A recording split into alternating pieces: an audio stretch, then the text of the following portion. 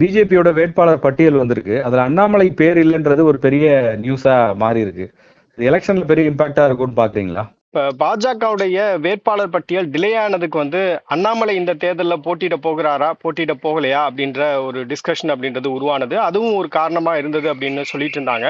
அதனால்தான் பாத்தீங்கன்னா இறுதி கட்டத்துல பியூஷ் கோயல் புதுச்சேரியில இருந்து அண்ணாமலை உடனடியா நீங்க வரணும் அப்படின்னு சொல்லி அவர் ஹெலிகாப்டர் மூலமாக சென்னைக்கு பேச்சுவார்த்தை எல்லாம் நடத்தப்பட்டதா சொல்றாங்க. அதுல அண்ணாமலை ரொம்ப பிடிவாதமாக நான் கோயம்புத்தூர்ல தான் ஒர்க் பண்ணியிருக்கேன், கோயம்புத்தூர்ல தான் நான் நிக்க விரும்புறேன், ஏன்னா லாஸ்ட் பார்லிமெண்ட் எலெக்ஷன்ல அங்கேதான் நான் நின்று ஒரு கணிசமான வாக்குகள் அப்படின்றது நான் பெற்றிருந்தேன். ஸோ அதனால கோயம்புத்தூர்ல ஒரு தொகுதியில நான் நிக்க விரும்புறேன் அப்படின்னு அவர் டிமாண்டா வச்சிருக்காரு. அதற்கு பியூஷ் கோயல் தரப்பை பொறுத்தவரையில அவங்க டெல்லியில நாங்க பேசிட்டு சொல்றோம் அப்படின்னு சொல்லியிருக்காங்க. பட் கடந்த ஒரு வருடத்திற்கு மேலாகவே பாத்தீங்க அப்படின்னா வானதி ஸ்ரீனிவாசன் அந்த தொகுதியில, அதாவது குறிப்பா அவங்களுக்கு கொடுக்கப்பட்டிருக்கக்கூடிய அந்த கோயம்புத்தூர் நார்த் தொகுதியில ஒர்க் பண்ணிட்டு இருந்திருக்காங்க. ஏற்கனவே அவங்க கோயம்புத்தூர் சவுத்துல போட்டிட்டு வெற்றி பெற்றாங்க கமல்ஹாசனை எதிர்த்து. இப்ப கோயம்புத்தூர் நார்த்ல சீட்டு வேணும் அப்படின்றதுக்காக ஒரு வருடத்துக்கு மேலாகவே அவங்க ரொம்ப இணக்கமாக அதிமுகவுடைய தலைவர்களோட, குறிப்பா சொல்லணும் அப்படின்னா வேலுமணியோட எல்லாம் ரொம்ப இணக்கமாக அவங்க டிராவல் பண்ணிட்டு இருந்தாங்க அப்படின்றத பார்க்க முடிஞ்சது. அவங்களுக்கு இந்த தொகுதி போகணுன்ற ஒரு எண்ணத்துலதான் அதிமுக தலைமையே கோயம்புத்தூர் நார்த் கொடுத்ததா சொல்றாங்க. ஸோ அப்படி இருக்கும்போது அண்ணாமலைக்கு அதை கொடுக்கறதுல பொருத்தமாக இருக்காது அப்படின்றது தான் வானதி ஸ்ரீனிவாசன் அப்புறம் பாஜக டெல்லி தலைமையுடைய முடிவா இருந்திருக்கு. ஸோ கடைசி நேரத்துல பாத்தீங்க அப்படின்னா இப்ப உங்களுக்கு மொடக்குறிச்சியில நில்லுங்க, இல்லைன்னா திருப்பூர் தெற்குல நில்லுங்க அப்படின்றதையும் ஒரு சாய்ஸஸா அண்ணாமலைக்கு கொடுத்துருக்காங்க. அண்ணாமலையை பொறுத்தவரையில இல்ல நான் இந்த தேர்தலில் நான் போட்டியிட விரும்பல, ஆனா இந்த தேர்தலில் நம்மளுடைய வேட்பாளர்களுக்காக தீவிரமான பிரச்சாரத்தை நான் பண்றேன் அப்படின்ற ஒரு உறுதியையும் அவர் கொடுத்திருப்பதா சொல்றாங்க. இப்ப இந்த லிஸ்ட் வெளியானதுக்கு பிறகு கூட பாத்தீங்கன்னா அவருடைய ட்விட்டர் ஹேண்டில் நம்மளுடைய 27 வேட்பாளர்களுக்காகவும் நம்மளுடைய கூட்டணி கட்சி வேட்பாளர்களுக்காகவும் நான் பிரச்சாரம் பண்ணுவேன் அப்படின்றது வாக்குறுதியா சொல்லியிருக்கிறாரு. சோ இது அண்ணாமலைக்கு ஒரு பெரிய லாஸ் தான். நம்ம அண்ணாமலை இதுல போட்டிடுவாரா போட்டியிடலையா அப்படின்றது பாஜகவுடைய விருப்பம். அதே நேரத்துல பாத்தீங்கன்னா அண்ணாமலையை பொறுத்தவரையில அவர் தமிழ்நாட்டுல ஒரு லீடரா எமர்ஜ் ஆகணும் அப்படின்னு சொல்லி ஒரு அஸ்பிரேஷனோட இருந்த ஒரு தலைவர் தான். அவருடைய காலகட்டத்துல பாத்தீங்கன்னா பாஜக தமிழ்நாடு பாஜக குறிப்பா வளர்ந்திருக்கிறது அப்படின்னு சொன்னா அதை யாரும் மறுக்க மாட்டாங்க. ஸோ ஒரு ஹியூஜ் யங்ஸ்டர்ஸ் உடைய ஃபாலோயிங் பிஜேபிக்கு கிடைச்சாங்க. அவர்களுடைய ஆதங்கம் என்னன்னா அண்ணாமலை இந்த தேர்தலில் போட்டியிடணும் அப்படின்றது தான், சட்டமன்றத்துக்குள்ள போகணும் அப்படின்றது தான். நம்ம கூட பல நேரங்கள்ல பேசியிருக்கோம், அண்ணாமலை ஒருவேளை போட்டியிட்டு வெற்றி பெற்றால் சட்டமன்றமே ரொம்ப புதுசா இருக்கும். ஏன்னா நிறைய யங் செட் ஆஃப் லீடர்ஸ் சட்டமன்றத்துல இருப்பாங்க, அவங்களுடைய டிபேட்ஸ் நம்ம பாக்குறதுக்கே ரொம்ப இன்ட்ரெஸ்டிங்கா இருக்கும் அப்படின்னு சொன்னோம். ஸோ அண்ணாமலை இந்த வாய்ப்பை மிஸ் பண்ணிட்டாரு அப்படின்னு தான் நான் பாக்குறேன். நிச்சயமா இந்த 2026 எலெக்ஷன் ஸ்டார்ட் ஆகுறதுக்கு முன்னாடி எல்லாரும் பேசின ஒரு 4 பேரோட நேம் இருக்கு. உதயநிதி ஸ்டாலின், விஜய், சீமான், அண்ணாமலை. இவங்க 4 பேரும் தான் இந்த எலெக்ஷன்ல ஒரு முக்கியமான கேண்டிடேட்ஸா இருக்க போறாங்க, அடுத்த தலைமுறைக்கான தலைவர்கள் இவங்க தான் அப்படின்லாம் பேசினாங்க. ஆனா அந்த 4 பேர்ல ஒருத்தர் எலெக்ஷன்லயே கண்டெஸ்ட் பண்ணாம கம்ப்ளீட்டா இதுல இருந்து விலகி போறது அப்படின்றது யாருமே எதிர்பார்த்திருக்க மாட்டாங்க அந்த நேரத்துல சொல்லியிருந்தோம் அப்படின்னா. அவருடைய ஃபியூச்சருக்கு இது எப்படி இருக்குன்ற ஒரு கேள்வியும் அடுத்ததான் முன்வைக்கப்படுது. காரணம் என்ன அப்படின்னா இந்த தேர்தலில் தனியா களம் காணணுங்கிறது அவருடைய விருப்பமா இருந்துச்சு. ஏடிஎம்கேவோட கூட்டணிக்கு போறதுலயே அண்ணாமலைக்கு தனிப்பட்ட முறையில விருப்பம் இல்லை. ஒருவேளை அடுத்து 2029 பாராளுமன்ற தேர்தலோ இல்ல 31 சட்டமன்ற தேர்தலையோ அண்ணாமலைக்கு ரோல் இருக்கும்னு பாக்குறீங்களா? சரி, அண்ணாமலையை பொறுத்தவரையில அவர் தன்னை ஒரு ஸ்டேட் எலெக்ஷனுக்குள்ள லிமிட் பண்ணிக்க வேணாம் அப்படின்றது அவருடைய விருப்பமா இருந்திருக்கலாம். பட் அவர் ஹியூஜா இன்வெஸ்ட் பண்ணியிருக்காரு இல்லையா? கடந்த ஒரு 3-4 ஆண்டுகளாகவே 2026 சட்டமன்ற தேர்தலை நோக்கி அவர் தன்னுடைய முதலீடு அப்படின்றது செஞ்சிருக்காரு. எப்படியாவது நம்ம நம்மளுடைய தலைமையில நம்ம ஒரு பாஜகவுடைய முதல்வர் வேட்பாளராக ஸ்டேட்ல நம்ம அடையாளப்படுத்தப்படணும் அப்படின்றது அவருடைய தொடர் முயற்சியா இருந்திருக்கிறது. 2024 நாடாளுமன்ற தேர்தல் கூட பாத்தீங்கன்னா அவருக்கு விருப்பம் இல்லாம தான் கடைசி நேரத்துல அவர் கோயம்புத்தூர் தொகுதியில இருந்து போட்டிட்டார் அப்படின்றத பார்க்க முடியுது. அதுவே அவர் பேட்டிகள்ல பலமுறை சொல்லியிருக்காரு இல்லையா? சோ அவரை பொறுத்தவரையில ஸ்டேட் எலெக்ஷனுக்குள்ள நம்ம லிமிட் ஆயிடக்கூடாது, ஒரு ஸ்டேட் பாலிடிக்ஸ்க்குள்ள நம்ம லிமிட் ஆயிடக்கூடாது அப்படின்னு அவருடைய ஆதரவாளர்கள் நினைக்கிறாங்க. பட் பாஜகவை பொறுத்தவரையில எப்பயுமே பாத்தீங்கன்னா ஒரு டேலண்ட் ஐடென்டிஃபை பண்ணிட்டாங்கன்னா ஏதோ ஒரு தருணத்துல அவங்கள அடுத்த கட்டத்துக்கு தூக்கி விட்டுருவாங்க. ஸோ அந்த மாதிரி அண்ணாமலைக்கு மேபி இந்த தேர்தல் முடிந்ததுக்கு பிறகு இப்ப மத்திய இணை அமைச்சராக எல் முருகன் இருக்காரு, அவர் ஒருவேளை அவினாசி தொகுதியில வெற்றி பெறுகிறார் அப்படின்னா அவர் ஸ்டேட் பாலிடிக்ஸ்குள்ள வந்துருவாரு. அண்ணாமலை அவங்க சென்ட்ரல் பாலிடிக்ஸ்க்கு அவங்க எடுத்துக்கிறதுக்கும் வாய்ப்பு இருக்கு. ஒரு மத்திய இணை அமைச்சர் ஆக்குவாங்க, வாய்ப்புகள் கொடுப்பாங்க. ஸோ பாஜகவை பொறுத்தவரையில அவங்க ரூலிங் பார்ட்டியா இருக்கிறதுனால வாய்ப்புகள் அப்படின்றது கொட்டி கிடக்கு. அண்ணாமலைக்கு இதோட அவ்வளவுதான் அப்படின்னு நம்ம சொல்லிட முடியாது. பட் அதே நேரத்துல பாத்தீங்க அப்படின்னா அண்ணாமலைக்கு இது ஒரு வாய்ப்பு. ஏன்னா ஒரு 4 வருஷம் வந்து ஒரு ஸ்டேட்ல அவர் வந்து ஒரு நிறைய யங்ஸ்டர்ஸை வந்து ஈர்த்திருக்கிறாரு. ரொம்ப அக்ரஸிவா அவருடைய பாலிடிக்ஸ் அப்படின்றது இருந்திருக்கு. ஒரு கவனத்தை ஏற்படுத்தியிருக்காரு. சொல்லணும்னா ஒரு கவனத்தை ஏற்படுத்தியிருக்காரு.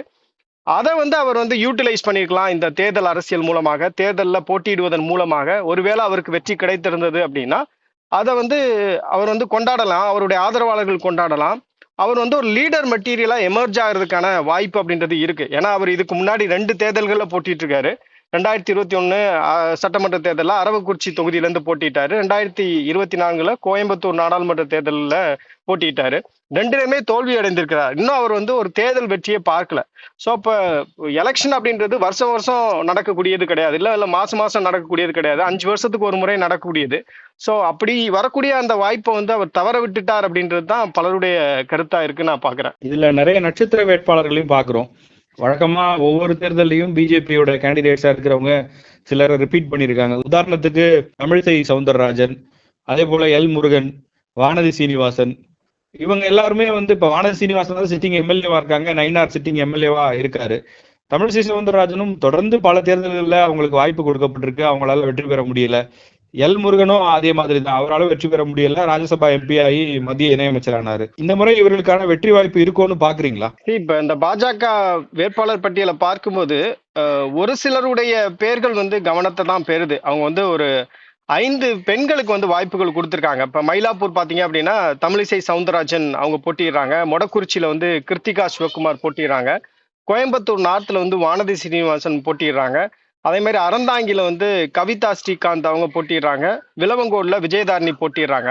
இப்ப இதுல பாத்தீங்கன்னா உங்களுக்கு வந்து மயிலாப்பூர் தொகுதியில வந்து தமிழிசை சவுந்தரராஜன் வாய்ப்பு இருக்கு அப்படின்னு நம்ம சொல்லலாம். மேபி அது நம்ம வந்து கவனிக்க வேண்டியது இருக்கு. இப்ப தாவேகா சார்பில் அவங்களுடைய பொருளாளர் போட்டிருக்காங்க வெங்கட்ராமணன். அப்புறம் வந்து அதே மாதிரி உங்களுக்கு திமுக சார்பில் இருக்கக்கூடிய வேட்பாளருடைய ஸ்ட்ரென்த் இதெல்லாம் நம்ம கால்குலேட் பண்ணி பார்க்க வேண்டியது இருக்கு. பட் இவங்க வந்து இது சவுத் சென்னையில வர்றதுனால தமிழிசை சவுந்தரராஜனை பொறுத்தவரையில ஏற்கனவே பரிச்சயமான ஒரு வேட்பாளராக இருந்திருக்காங்க. நாடாளுமன்ற தேர்தலில் ஒரு கணிசமான வாக்குகள் அவங்க பெற்றிருக்காங்க. ஸோ அதனால தமிழிசை சவுந்தரராஜனுடைய கேம்பெயின், அப்புறம் அதே மாதிரி கூட்டணி கட்சிகள் எந்த அளவுக்கு அவங்களுடைய ஓட்டை டிரான்ஸ்ஃபர் பண்ண போறாங்க அப்படின்றதையும் கவனத்தில் எடுத்துக்க வேண்டியது இருக்கு. ஸோ அந்த அடிப்படையில் பார்க்கும்போது தமிழிசை சவுந்தரராஜன் வந்து மயிலாப்பூர் தொகுதியை பொறுத்தவரையில ஒரு டஃப்பான கேண்டிடேட் அப்படின்றதுல யாரும் மறுக்க மாட்டாங்க அப்படின்னு நினைக்கிறேன். 2வது பாத்தீங்கன்னா கோயம்புத்தூர் சவுத்தை பொறுத்தவரையில வானதி சீனிவாசனுக்கு வாய்ப்பு இருக்கு அப்படின்னு தான் நான் நினைக்கிறேன். ஏன்னா இங்க வந்து அதிமுக ரொம்ப ஸ்ட்ராங்கா இருக்காங்க. கடந்த தேர்தலில் வந்து கோயம்புத்தூர்ல இருக்கக்கூடிய 10 தொகுதிகளிலுமே வந்து ஸ்வீப் பண்ணாங்க அப்படின்றத பார்க்க முடியுது. ஸோ அதனால அதிமுக ஓட்டு வந்து டிரான்ஸ்ஃபர் ஆகும். வானதி ஸ்ரீனிவாசனை பொறுத்தவரையில அங்க வந்து அறிமுகமான ஒரு நபர். மோஸ்ட் ஆஃப் த டைம் அவங்க வந்து கோயம்புத்தூர்ல தான் ஸ்பெண்ட் பண்றாங்க. ஸோ அதனால அவங்க வந்து வெற்றி பெறுவதற்கான வாய்ப்பு கூட இருக்கு அப்படின்றத கவனிக்க முடிகிறது. அதே மாதிரி பாத்தீங்கன்னா விளவங்கோட பொறுத்தவரையில விஜயதாரணி ஒரு நோன் நேம். அந்த ஏரியால அவங்க வந்து காங்கிரஸ் கட்சி சார்பா போட்டியிட்டு வெற்றி பெற்றிருக்காங்க பல முறை. ஸோ இந்த முறை பாஜக சார்பில் நிற்கிறாங்க. அங்கே வந்து பாஜக காங்கிரஸ் 2மே வந்து ஒரு காம்பிட்டண்டான ஒரு பார்ட்டிஸாக இருக்கிறதுனால ஸோ அவங்களுக்குமே வந்து வெற்றி வாய்ப்பு இருப்பது போல தெரிகிறது. இல்லை ஒரு டஃப்பான ஒரு ஃபைட் கொடுப்பதற்கான வாய்ப்பு இருக்கு அப்படின்னு நம்ம சொல்லலாம். இந்த மாதிரி ஒரு சில நேம்ஸ் வந்து ஒரு பொட்டன்ஷியல் கேண்டிடேட்டா இருக்காங்க. அதே மாதிரி இப்போ பார்த்தீங்கன்னா சாத்தூர்ல இருந்து நைனா நாகேந்திரன் போட்டிடுறாரு. அவர் இன்னைக்கு நல்ல நாள் அப்படின்றதுனால திருநெல்வேலியிலே வந்து அவருடைய நாமினேஷன் ஃபைல் பண்ணியிருக்காரு. இருந்தாலும் சாத்தூர்ல இருந்து அவர் போட்டியிட போறாரு அப்படின்றது தான் இதுல இருக்கக்கூடிய அபிஷியலான ஸ்டேட்மெண்ட்.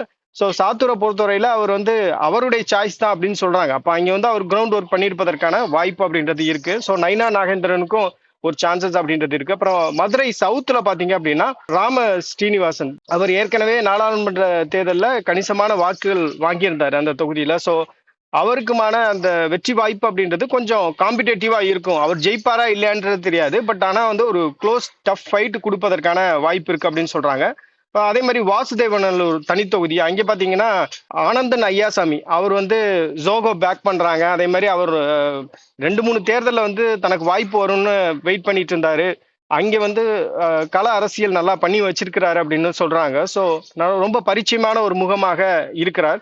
ஸோ அவர் வந்து ரொம்ப படிச்சவர் அப்படின்றதுனால மேபி அவருக்கு ஒரு சான்ஸ் இருப்பதற்கான வாய்ப்பு இருக்கு அப்படின்றதையும் கவனிக்க முடியுது. இது மாதிரி ஒரு சில நேம்ஸ் வந்து பொட்டன்ஷியல் கேண்டிடேட்ஸா இருக்காங்க. அதே மாதிரி அவினாசில இருந்து எல் முருகன் மத்திய இணையமைச்சர் அவர் போட்டிடுறாரு. அவருக்குமான அந்த செல்வாக்கு அப்படின்றது இருக்கு அப்படின்னு சொல்றாங்க. ஏன்னா அவினாசியை பொறுத்தவரையில தனி தொகுதி. ஸோ இந்தந்த இடங்கள் வந்து கொஞ்சம் பாஜகவுக்கு சாதகமாக இருக்கக்கூடிய ஒரு இடங்கள் தான். அவங்க வந்து டஃப் ஃபைட் கொடுப்பதற்கான வாய்ப்பு இருக்கு. ஏன் ஒரு சில இடங்கள்ல வெற்றி பெறுவதற்கான வாய்ப்பு கூட இருக்கு. அதே மாதிரி காந்திக்கு வந்து மீண்டும் வாய்ப்பு அப்படின்றது கொடுக்கப்பட்டிருக்கு நாகர்கோவில்ல.